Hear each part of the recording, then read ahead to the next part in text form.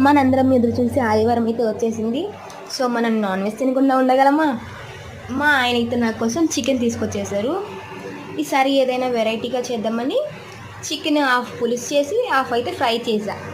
ఇంకా మా ధను కోసం చారు పెట్టా. చికెన్ పులుసు చేయడం మీద ఫస్ట్ టైం యూట్యూబ్లో చూసి చేశాను. చాలా బాగా వచ్చింది. ఇంకా ఫ్రై పీస్ అయితే నేను వదలను. నాకు ఎక్కువ చికెన్లో ఫ్రై అంటేనే ఇష్టం. మీకు ఏది ఇష్టమో కామెంట్ చేయండి. అండ్ నేను ఎలా ఉన్నానని తిట్టుకోకండి. పొద్దున్న నుంచి లేచి పని చేసి వంట చేసి చాలా అలసిపోయా.